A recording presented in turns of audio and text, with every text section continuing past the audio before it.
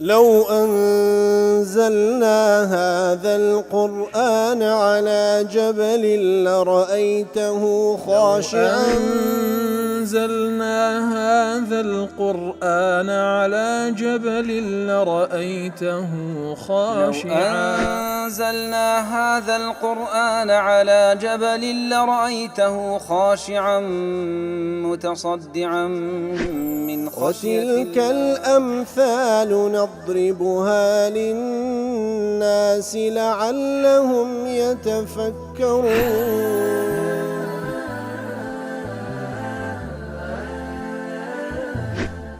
الحمد لله والصلاة والسلام على رسول الله وعلى آله وصحبه ومن والاه. السلام عليكم ورحمة الله. بەڕێزان خۆشحاڵم لەوانەی 991 لەوانەکانی تەفسیری قورئانی پیرۆز بێمەوە خزمەتتان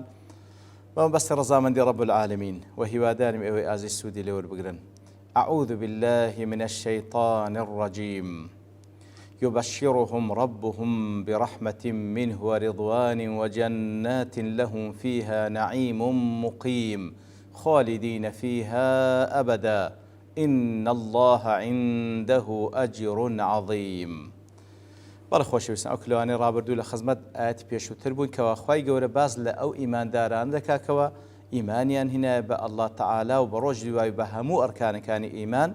و هیجرەت و جیهادیان کردە لە پێناوی ئەڵڵا تەعالا بە گیانیان و بە ماڵیان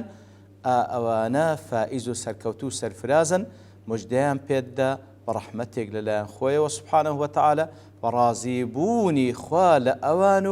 و هەروەها بە بەهەشتانێکەوە هەتا تێدا دەمینێنەوە خالدين فيها أبدا. خالدين فيها أبدا وكل تفسير سعدي دله لا ينتقلون عنها ولا يبغون عنها حولا حتى تدا دمينينوا ناس نجيغاي ديكا اوانش داواناكن برو نجيغاي ديكا لوين در خوشتريان بدز ناكوي. وكل تفسير المحرر دله أكد الخلود بالتأبيد خالدين فيها أبدا حتى دمينينوا بأبدي تأكيدي ما نوي يكزارتشي بأبديت لأنه قد يستعمل للمكث الطويل. ليه رولة سنجيدي كخواي سبحانه وتعالى كباز لأبدني ذاك لدوي خالدين برو مسألة خالدين نمريو ما نوي يكزارتشي بمعنى يستعمل للمكث الطويل بمعنى نوي زور ودور ودريج دي بلام كأبدين لدوا داهات واتب هيج شوي كوتاي بيناي بيش شوي كوتاي بيناي. لويا أو آتي لسورة النساء كوالكات خوش إشارت ما بيدا والله أعلم كاتك وباز لويدك كإيمان دارك بكو جي أوا جزاكي جهنم خالدين فيها حتى دمينيتو زانان دفنو إباش أجر إيمان دار بي لسر توحيد براست قتل زنايات زور قورية بس باشا أدي همان زاموكو قاعدة أهل السنة وجماعة أدي باشا إيمان دار مادام وحيد بهد الناس إلى جهنم هرسد تاوانش قورة بي لوين درد لو دفرم خالدين فيه لبو أويكوا بيشان ما عندكوا أو زينات زور قورية بلام لقال واش خالدين فيها بتعبير ذكر الله مكثي طويل ما نويك زارت ما نوي دور دريش نك ما نويك زارت شو أبدي لبروي أبدني لوين دري بكارنا هنا والله أعلم. لوين ليش دفرمي خالدين فيها أبدا لا أبدنك لبو أويكوا تعبير لو يبقى تأكيد لما نويك زارت شي لبروي أجر خالدين بتنهابي لو أنا بس تعبير لا المكث الطويل بك والله أعلم. إن الله عنده أجر عظيم بيقمان الله تعالى أجري زور قوري للا. وكل تفسير سعد لا تستغرب كثرته على فضل الله براستي فضل الله تعالى هند زورة بلام غريبني لان الله تعالى ولا يتعجب من عظمه وحسنه على من يقول للشيء كن فيكون. جيغاي سر سرمانية كوا فضلي هند زور وهند جواني هبيتن للهان كسيكوا ذاتيكوا كوا بيوي بشتيك بلي ببا يكسر دبي فرماني وي لبيني كاف ونونة كواتا كاتي كذا فرمي إن الله عنده أجر عظيم واتا هند عظيمة هند جوانة هند زورة بلام غريبني لذاتك كوا هرشتيشي بيوي تنها بيدا فرمي كن فيكون. بلو زال دواء وأتى وكل تفسير قاسمي دله ثم نهاهم تعالى عن موالاة المشركين جا خوای گەورە سوبحانەهو وتەعالا ئیمانداران نەهی لێ دەکا و قەدەغان لێ دەکا کەوا نابی دۆستایەتی موشریکەکان بکەن وئین کانوا ئەقرەب الئەقرەبین ئەگەر چی نزیکترین نزیکی خۆشیان بن وەکو دەفەرمی يا أيها الذين آمنوا لا تتخذوا آباءكم وإخوانكم أولياء إن استحبوا الكفر على الإيمان أي كومر برواداران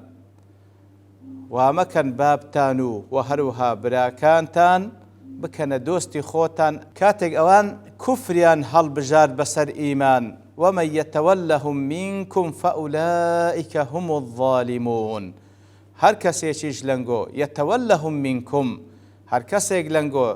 دۆستایەتی باب و باپیران و براکانی بکاتن لە کاتێکدا ئەوان کوفریان بەسەر ئیمان هەڵبژاردیە ئەوانە ظالمن ئەوانە ستەمکارن. بەڵێ وەکو لە تەفسیر سعید دەڵێ یا ئەیها الذین ئامنوا ئەی کۆمەڵی بڕواداران ئیعملوا کاتێکە فەرمی یا ئەیها الذین ئامنوا لەسەرتە ئاەتەکە واتە ئیعملوا بمقتضى الإيمان دەی بە پێداویستی ئیمان هەڵبستن بئەن توالوا من قام به بۆی کەوە دۆستایەتیتان لەگەڵ ئەو کەسانە بیکەوە بە قیام بابن بە ئیمان هەڵدەستن و تعادوا من لم يقم به کەواتە با دۆستایەتیتان لە پێداویستیەکانی ئیمانتان بی لە بۆ ئەو کەسانە بی کە ئیماندارن دژایەتی ئەو کەسانە بکەن کەوە ئیمانیان نییە. وەکو ئیبن عاشور دەڵێ افتتح الخطاب يا أيها الذين آمنوا خواهي يقول أو خطابي أو آتي دس بكربتي يا أيها الذين آمنوا إشعارا بأن ما سيلقى إليهم من الوصايا هو من مقتضيات الإيمان وشعاره تاوكتي ما بقيني أوي لدواء يا أيها الذين آمنوا ديتن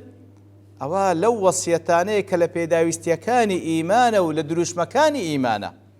لا تتخذوا آباءكم وإخوانكم وكل تفسير سعد الذين هم أقرب الناس إليكم باب براتان كوان زيكترين كسليتان وغيرهم من باب أولى وأحرى فلا تتخذوهم كواتا باب براتان كوان زيكترين كسا أجر بيتو كفريان هالبزار لسر إيمان نابي بدوست خوتان بزان كواتا أجر باب براش بن تزاي أواني ديكا لا تتخذوا آباءكم وإخوانكم أولياء سيا واتا أي بطانة وأصدقاء وكل تفسير قاسمي دل أي بطانة وأصدقاء واتا لو حالت بابو براكانتان أجر كفريان رزال سر إيمان ما كان بطانة واتا ما كانت زي جاي نهيني خوتانو نهيني كانتان لا أوان بدرتشين السقان بيبكنو بيان كان دوستي خوتان تفشون إليهم أسراركم وتمدحونهم بسن أسرار خوتان لا أوان باسكن مدحي شام بكن ودفاع الشان ليبكن لكاتك إن استحبوا أي اختاروا وتوان هاتن تيان هالبجار إن استحبوا الكفر على الإيمان وكل تفسير سعد أي اختاروا على وجه الرضا والمحبة وتكفريان برازبوني خوان وبخوشويستيان بكفركا هالبجار لسر الإيمان وكو بقاعش دل قوله إن استحبوا نبه بصيغة الاستفعال إن استحبوا بصيغة استفعال هاتية كان زورك أو صيغة زورك لتكلف تدا على أن الإيمان لكثرة محاسنه وظهور دلائله مصدوق بالطبع لسر وساسة أخوي يقول بول لفظه تلبر إيمان هندا بلقي لسر راس دروستي وجوانية كي معشوق بالطبع هل بالطبع إنسان عشقي دبي أون دجوان وريكو بيكو بلقى نويستا فلا يترك أحد إلا بنوع معالجة ومكابرة لغفلة ومجاهدة كواتا ومكابرة لعقله ومجاهدة كواتا إيمان هند بلغ نويستو هند روشنو هند جوانا إنسان بطبع فطرة خوي عشقي دبي كسيقناتو أن يوازي لبين مقر نوع التكلف لخوي بكا لبر خوب قورزانيني خويو وهروا قدس يدانا عقلكيك ولا جير سيطريها وآرزوها كواتا إيمان إنسان بطبعه فطرتي خوي عشقي دبي هند جوان وريكو بيكو بلغنويستا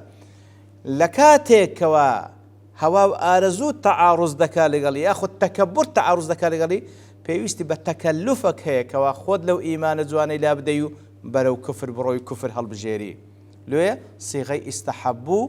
لا صيغة استفعال هاتية إن استحبوا الكفر على الإيمان وكل محرر ضلي أي أيها الذين آمنوا أيكم ربوا داران لا تتخذوا آباءكم وإخوانكم في النسب باب براتان أقل نسبش طبعا باب براينقونا ما كان بطانة وأصدقاء دوستي خوتان تناصرونهم بابرين نصرتان لبو أوانا يارمتيان بدن وتفشون إليهم أسرار المسلمين بس النهيني مسلمان لا أوان باسكن وتؤثرون المكث بينهم على الهجرة إلى دار الإسلام وهروها أوتان بيتساكتر بكوالنيو أوان بمينينوا هجرت نكن لبو دار الإسلام لو زيقاي كوا حكم إسلامي تدا إن اختاروا على وجه الرضا والمحبة الكفر بالله لكاتك دا أوان برازبون خوانو بمحبة خوان كفر لسر إيمان هل بجيرنو التفضيل بكن وكو أبي حيان جدل ذكر الآباء والإخوان لأنهم أهل الرأي والمشورة ليرد هذا فرمي براكان تانو بابتان مكان دوستي خوتنا أجر كفر هل بجير لسر إيمان لبرو عادتن إنسان أجر بي فرسوراك بكا بباب وبرايدك ولم يذكر الأبناء بلان باسي من دالي نكر ديليرا لأنهم في الغالب تبع لآبائهم لبرو عادة من دال تابع زياتر لبو بابكي ناتي برسي بيبكا زياتر برس ببابو برايدكا لو إذا باسي لبابو برا كرديا ومن يتولهم منكم فأولئك هم الظالمون هر كسيك لنقو بسي دوستاتي أوان بكا أو براسي ظالمة أي وكل تفسير قاسم أي لوضعهم الموالاة في غير موضعها لبرو الظلم أصل واكوا لأصل ظلم ويشتيق لزيقاي خوي داينني لو يخواي قرج لير دا فرمي هر كسي لنقو بكا وظالمة لبرو أوانا موالاة دوستاتين لغير زيقاي خوي دانا كوا أصل وابو موالاتيان ولائيان لبو خواه سبحانه وتعالى لبو بيغمبركي صلى الله عليه وسلم لبو إيمان داران بأوان سون لبو كسانش كافريان دانا لبابو براي خويان فأولئك هم الظالمون وكل تفسير سعدي ضلي لأنهم تجروا على معاصي الله أنا ظالما زرأتيان بيداك لبوي كوا معصية بكن واتخذوا أعداء الله أولياء سون دجمناني إخوان كذا دوستي خوان وأصل ولايتي جلتها المحبة والنصرة أصل ولاية لمحبته خوشويستنو بسر خستنهاتيا وذلك أن اتخاذهم أولياء موجب لتقديم طاعتهم على طاعة الله ومحبتهم على محبة الله ورسوله كواتكاتي كوان كرديت الدوستي خوي كرديت ولي خوي كواتا أوا لبيداوستكاني ودوستاتي أوي كوا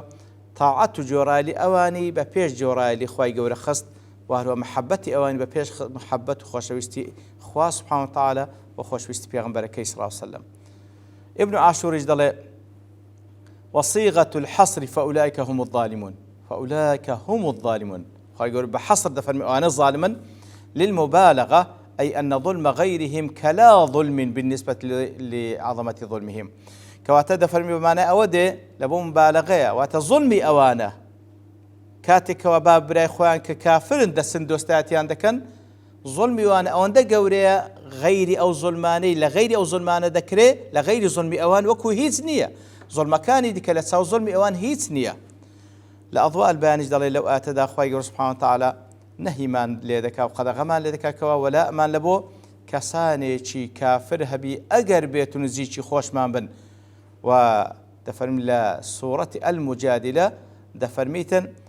كسيك وصف بكري بأن الاتصاف بوصف الإمام مانع من موالاة الكفار ولو كانوا قرباء كواتلير لو آتدا دفرمي قد غمان دكا نابي أو نبكين باب براخو أجر كافر بو نابي كين دوست خومن نابي قد غمان دكا بلام لسورة المجادلة دفرمي وصف إيمان مانع لوي كوا كسيك كافر كان بكاتا وأولياء خوي أجر بيتو نزيش خوشي بن وكذا فرم لا تجد قوما يؤمنون بالله واليوم الآخر نابيني وكسانك إيمانيا بخوا برشد وايهبي يوادون من حاد الله ورسوله ودو خوشويستي ودوستاتيان هبي لبو كسانك ودجمناتي خوا بيغمبري خوا ذكن ولو كانوا آباءهم أو أبناءهم أو إخوانهم أو عشيرتهم أجر بيتو أو كسانش كوادجات خوا بيغمبري خوا ذكن بابيان بن كريان بن برايان بنيان عشيرتيان بن كواتلير دا قد غمان دكا نابي وابكي لو ندجد أصلا كسيك إيمان دار بي هر وصف إيمان لقاو كسنا وشيتو بسيتن دجات أواني كوا دجاتي خوا وبيغمبري خوا دكن بەچی خۆشەویستی وەلای لە بۆوان هەبی ئەگەر باب و براو و هەروەها هەر کەسێک بن لێیاندا. ئیتر لە فی ظلال القورآن دەڵێ هكذا تتقطع أواصر الدم والنسب. بەڵێ لەو حاڵەتانە سیلەی نەسەب دەپسرێ إذا انقطعت آسرة القلب والعقيدة. ئەگەر سیلە و با بڵێین پەیوەندی لە عەقیدەوە پسرا سیلەی نەسەبیش دەپسرێنی وتبطل ولاية القرابة في الأسرة. لو حالتي قال عقيدة دا لقال يكترين لو حالتي سلي رحم لبيني خزان نامنة. إذا بطلت ولاية القرابة في الله فلله الولاية الأولى وفيها ترتبط البشرية جميعا. كواتا قرابة نزيتشي وصلت لبيناي الله تعالى ولا عقيدة لبيناي الله تعالى أويا الولاية الأولى بيسا مسلمان همود واستاتي هل بو أو عقيدة بيتن وفيها ترتبط البشرية جميعا. هل أو عقيدة براسي همو بشرة زيقاي دبيتو. فإذا لم تكن أقل سر عقيدش لقل يكترنبون فلا ولاية بعد ذلك. لدواي أو كوا عقيدة لا عقيدة ولايته دوستاتي دبسري هيج ولايتك ودوستاتك نامنة. والحبل مقطوع حبل أو سبب كواي خلش بيكتر دبستو دبسري كواتا أصل ولا أو يكل بيناوي الله تعالى بي سبحانه وتعالى. وصلى الله وسلم على نبينا محمد وعلى آله وصحبه أجمعين. وآخر دعوانا الحمد لله رب العالمين. لو أنزلنا هذا القرآن على جبل لرأيته خاشعا أنزلنا هذا القرآن على جبل لرأيته خاشعا. أنزلنا هذا القرآن على جبل لرأيته خاشعا متصدعا من خشية الله. وتلك الأمثال نضربها للناس لعلهم يتفكرون.